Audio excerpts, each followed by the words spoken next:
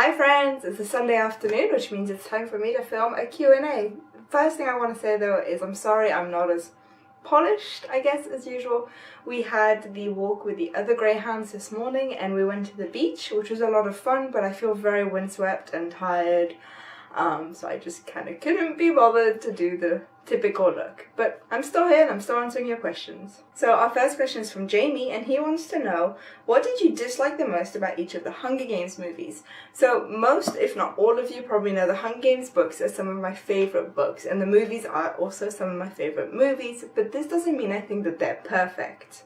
So for the $10 patrons, you guys have probably already seen the rant I have about the Hunger Games movies, where I specifically talk about the first movie and all the issues I have with it. And as you know, and for those of you who don't know, I'll tell you right now, my biggest issue is Buttercup. Buttercup is Prim's cat, and in the books he's described to be a muddy yellow colour, which is why she calls him Buttercup, because he's yellow like the flower. And in the other movies, so movies 2, 3 and 4, we see that Buttercup is kind of a muddy yellow colour, but in the first movie he's black and white. Now I did go through and research why this was, why they got the wrong coloured cat, and there is a story behind it, but it bothers me. It bothers me that they didn't put in the effort to get the right coloured cat. They claimed that it was such a small detail it wouldn't bother anyone, but from what I've seen of my own personal opinion and on forums online, a lot of people are bothered by the fact that Buttercup is the wrong colour. Yes, he's a relatively minor character, and I can understand why they think it wouldn't have mattered. But the thing is, Buttercup is actually a symbol for Katniss and Prim's relationship, so he's actually extremely important, and the fact that they couldn't be bothered to get the right colour cat really annoys me. Obviously, as I said, I have a lot of problems with the first movie, and that's due to the director and the choices that he made. Thankfully, the director for the other movies did actually follow Suzanne Collins' books much better, and he followed her advice a lot more, and so those movies turned out to be much better. Obviously, they're not perfect, and the issues I have with these ones are more minor issues. They're more, as a fan of the books and someone who knows the books pretty much off by heart, there's certain things that I would have loved to see and they didn't put them into the movies. So a really important moment in Catching Fire, the book, is when Katniss, Peter and Haymitch find out that the Court of Quell will be tributes who were victors. They decide to start training and they spend months and months and months training for the games. Their training isn't only physical, a part of their training though is also to sit and watch tapes of previous Hunger Games so that they can see what their competition is like. They watch all of them except for Haymitch's tape because he doesn't want to have to relive his own games, but then when Peter and Katniss end up being reaped and going to the games together, they decide to watch Haymitch's tape out of curiosity. And I really wish they could have put in a little bit of this into the movie. Even just a short montage of watching them train physically and watching the tapes of the X Games, and then just the moment when Haymitch wins his game I think would have been so interesting to see on screen. I understand it's a timing issue, they couldn't just put that amount in, but it's something I really wanted to see and I'm quite disappointed we didn't get to see. So in the first of the two, so Mockingjay Part 1, which is the third movie, I feel that the military precision and aspect of 13 isn't actually that pushed.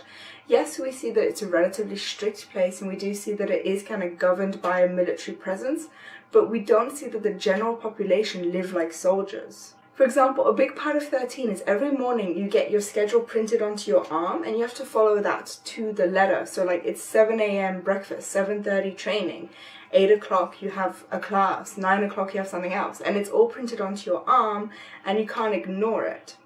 And this is such a big part of the book, it comes back over and over and over again, and there was none of that in the movie.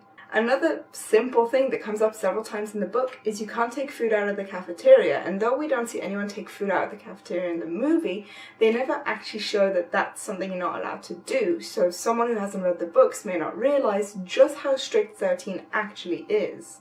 And then my big issue with the last movie, and it was an issue that I was really surprised came up. In the books, the capital is described as really ridiculously colourful. The streets are bubblegum pink, some of the buildings are bright blue or bright yellow.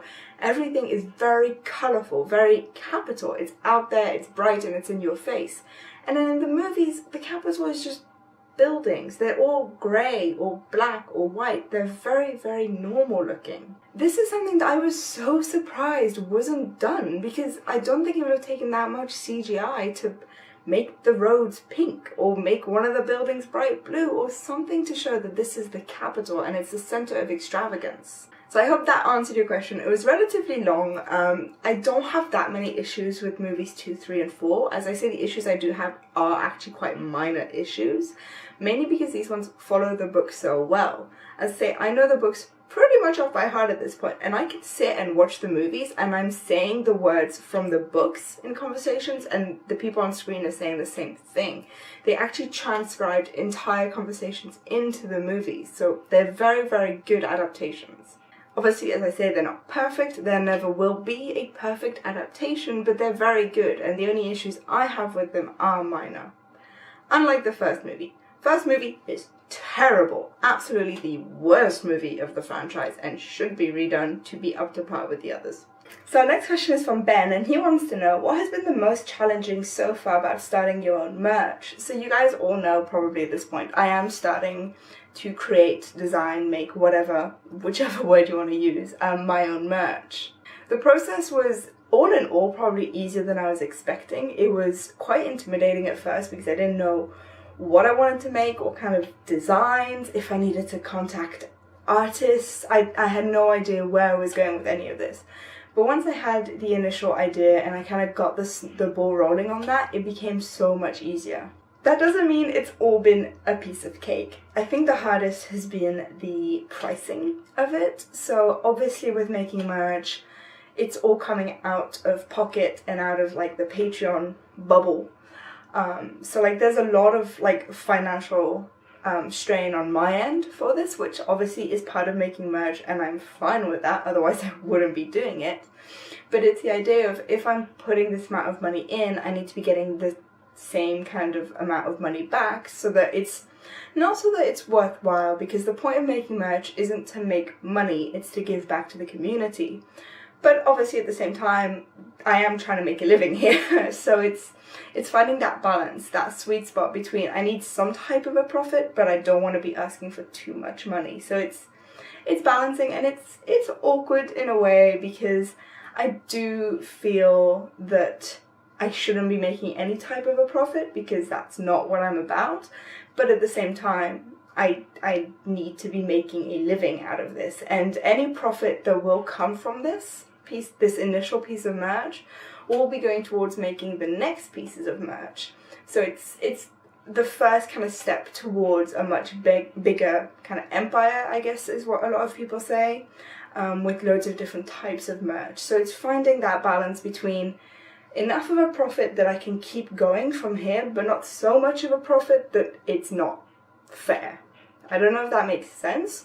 It's quite hard to explain, especially without being able to use the names of like the thing that I'm doing or the things that I'm thinking about doing, that kind of stuff.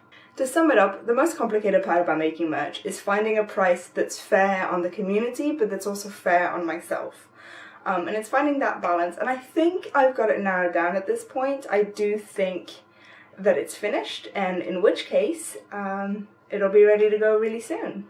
Speaking of the merch, the vlog will be dropping in a few hours, and I do go into a bit more detail with this, but I'm going to tell you guys anyway, it will be dropping soon. The link to the shop will be available to anybody on the Discord first, for about 24 hours, so you guys have access to it first, and then it'll be going live to like the general public. So obviously there will be announcements for this, and it is 24 hours, so you don't have to like be in a panic, but I will say that this first piece of merch will be limited edition, so there's only going to be a set number of these made, mainly because it's the first, and I think the fact that it's the first, it needs to be unique in some way, and it needs to be not memorabilia, but something to be able to look back on when you do have it and think that was the first thing and it spawned all of these other things. So there is definitely that. So I say I will be posting announcements about it on the Discord, so you don't have to worry that you're not going to get forewarned. But yeah, there'll be more info to come really, really soon. But I'm so excited, I just want to tell you guys anyway, even though the vlog will be coming out not long after this comes out.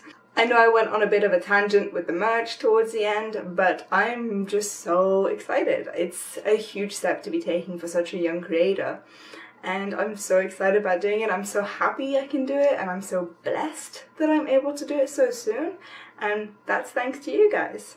So, tangents aside, those were the only questions we had, but make sure if you do have any other questions to go to the questions channel on the Discord and ask away, and I'll answer as soon as I can. Until next time, happy bubbles!